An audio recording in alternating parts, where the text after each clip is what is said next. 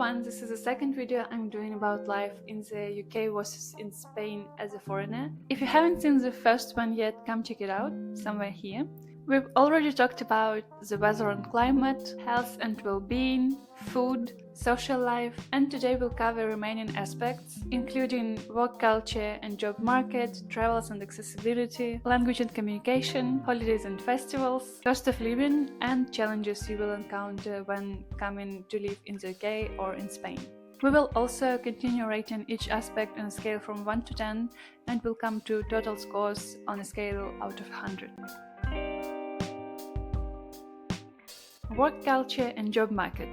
In the UK, the market is really hard to find a job right now. There are jobs, but competition is crazy, and what companies offer is mostly far from what you would dream of. Many people either can't find a job or they don't love what they do. However, I believe that it's possible to build a career in the UK. There are opportunities, even though they are really hard to get right now. In Spain, work culture is non-existent. There are not many opportunities to get a job, really. Not even because of the competition, but generally because there aren't many job openings available right now. There's more in Barcelona, where there are offices, for example. But other than that, it's best to have a remote job in another country, being a digital nomad, because finding a job locally is hard. And also, did you hear many successful corporate stories from Spain? I don't think so.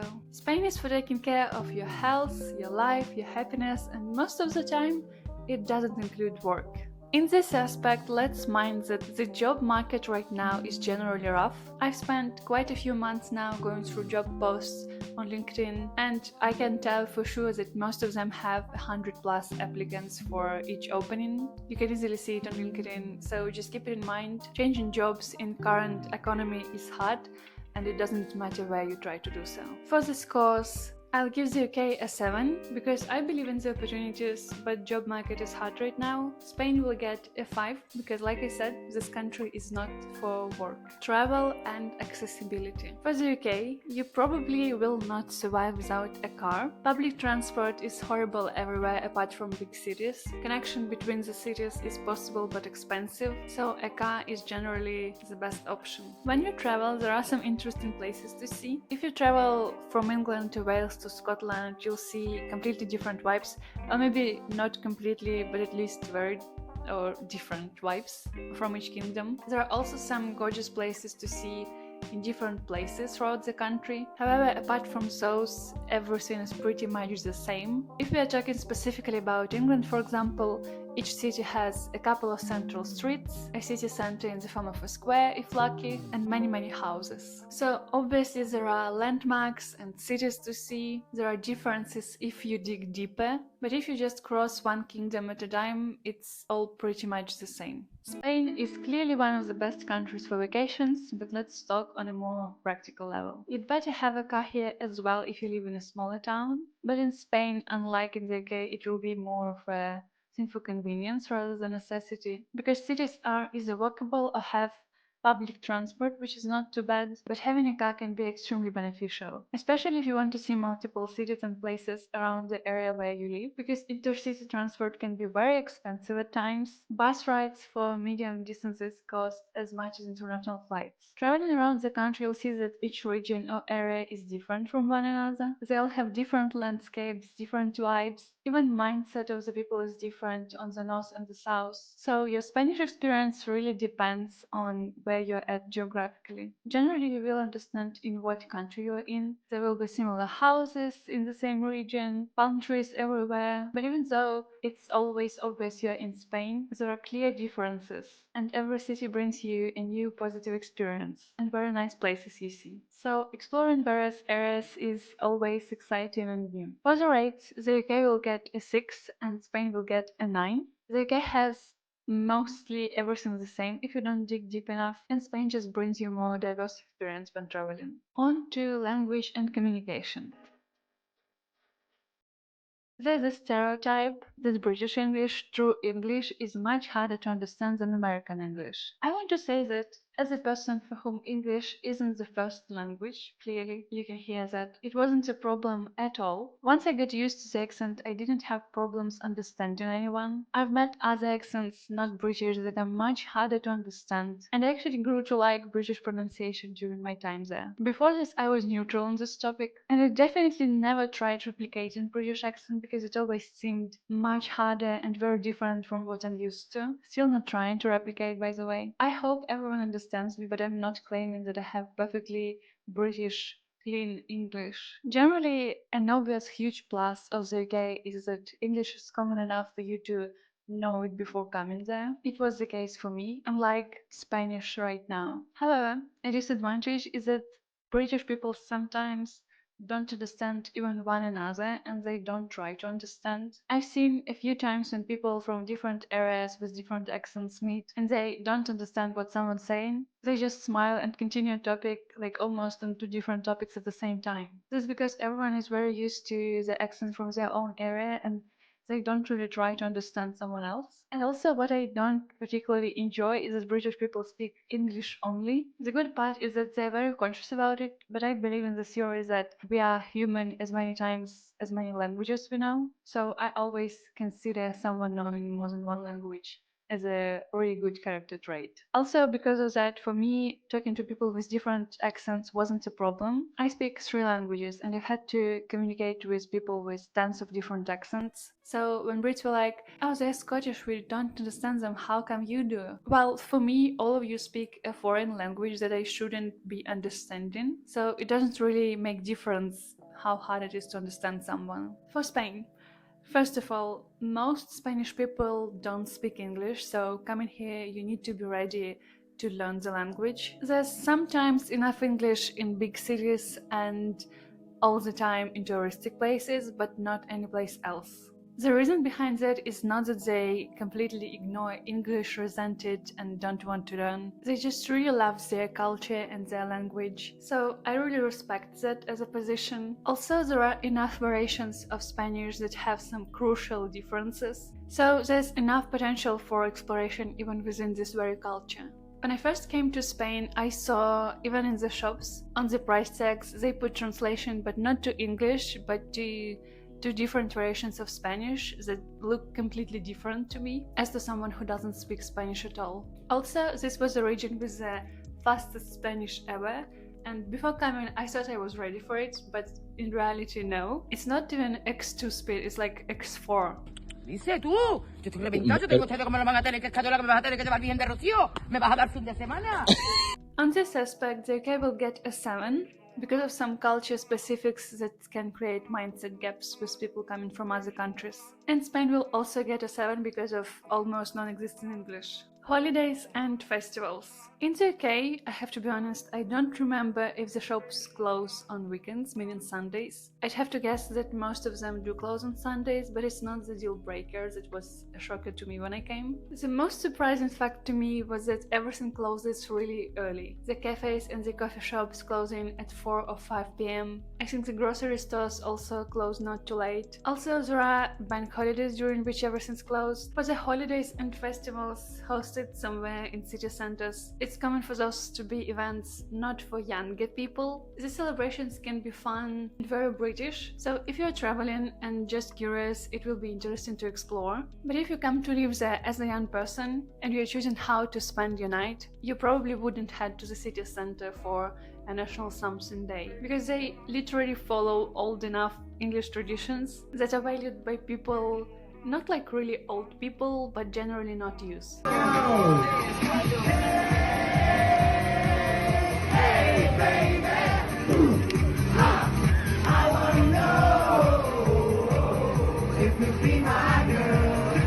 In Spain, the situation with festivals is the opposite, because here they're hosted basically for kids. Again, people in Spain adore kids, and there are so many holidays or even regular weekends when there's a group of people walking, marching through the city with some kind of show. There was a parade of fairy tale characters where I live, and there also was a very bright and loud parade for Christmas. I've posted a few videos from there. I went to this parade with my family, and even though we don't have any real kids. I'm the youngest. We still enjoyed it a lot, all of us. So Spain knows how to celebrate and how to throw a party, definitely. Also, on all the holidays and on some weekends, everyone goes out. Central roads are closed for cars. There's often some type of celebration like a concert. Streets are filled to the top with people. It gets loud and it looks really, really fun. For the shops and stores, everything except for the small express shops is closed on Sundays and on the national holidays, which is often for the daily routine. Grocery shops close at 9 p.m. mostly, daily. I'm mentioning it because for some people it's still a shock how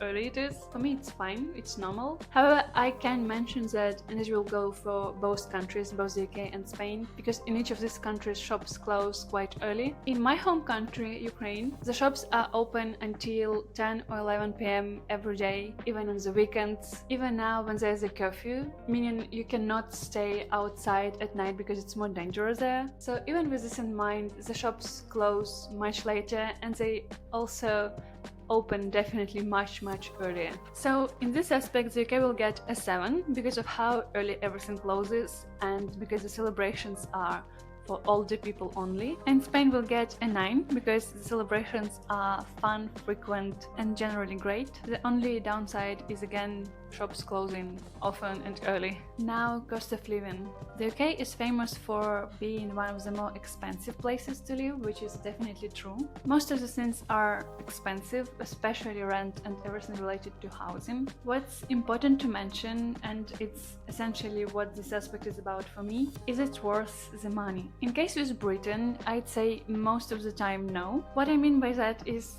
everything is expensive, but at the same time it doesn't mean that it's really good. Like, the food is expensive, but it doesn't necessarily mean that it's tasty.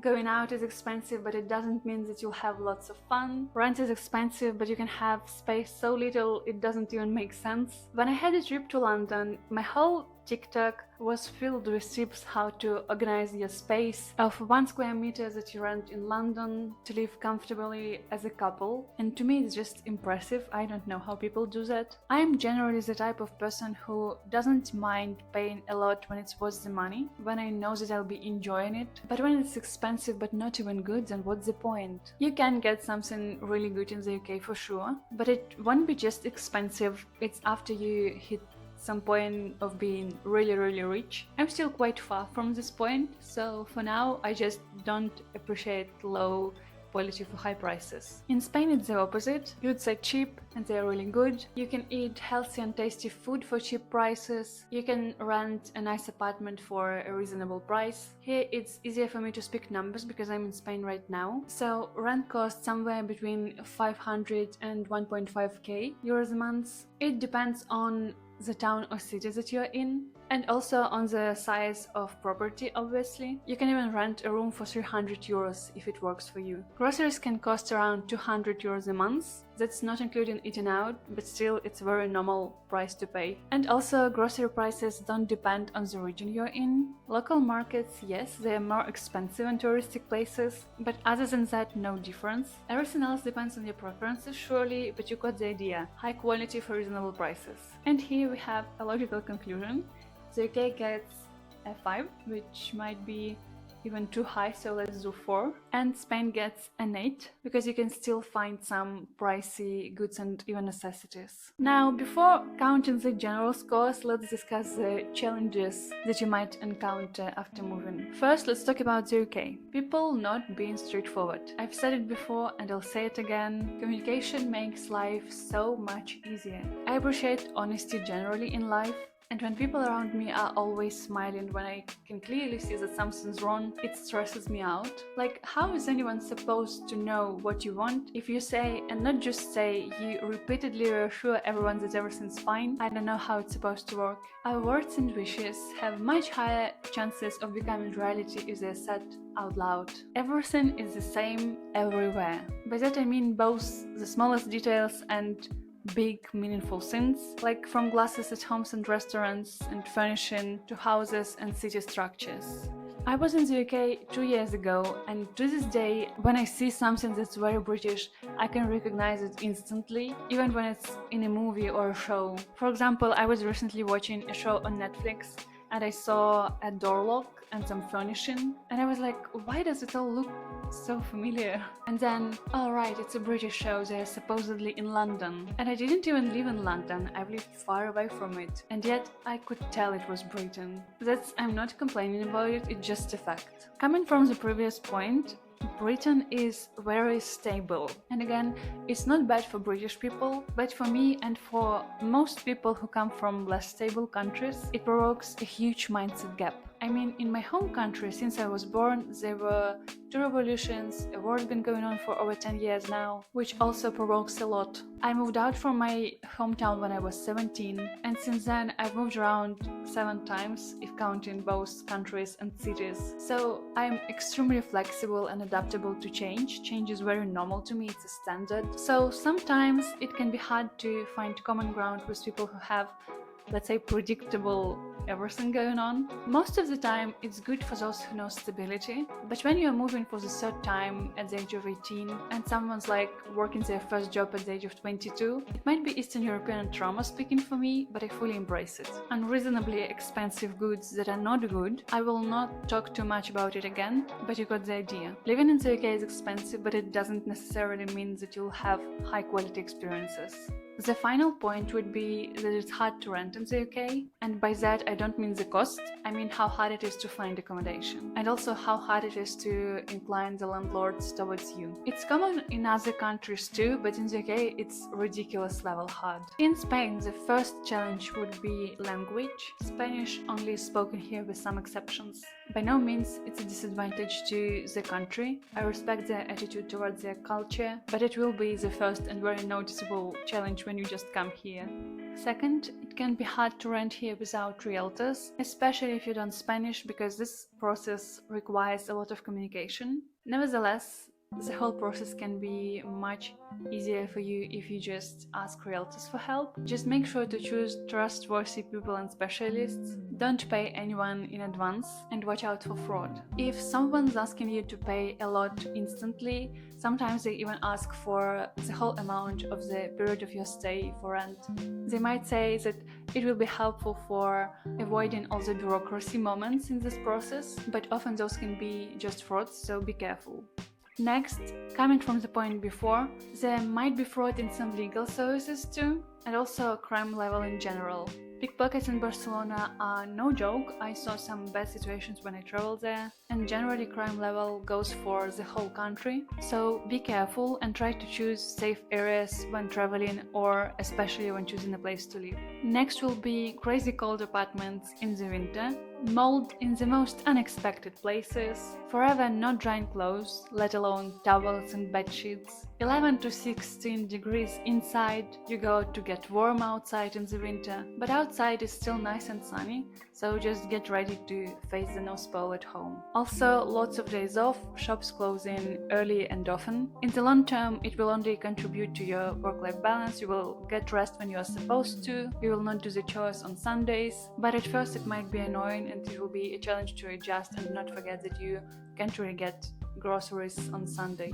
The UK for me was a hard school of life where I was more sensitive to challenges and I was impressed with changes more easily, but I also was 18 years old and also experiencing the hardest situation in my country, only just starting to learn to live with it, so let's mind this too. In Spain, I perceive most challenges like something normal, because life is mostly different everywhere. Also, many issues like bureaucracy, when everyone's complaining about how hard it is to rent, for example. I'm like, I'm sorry, have you heard of England? And also Spain is generally a more positive country where everyone goes to find happiness and love for life, so let's give it to that. So the scores in this section will be about how much harder these challenges make life for you in general. For the UK, I will deduct 3 points for people not being straightforward, unreasonably expensive goods, and rent.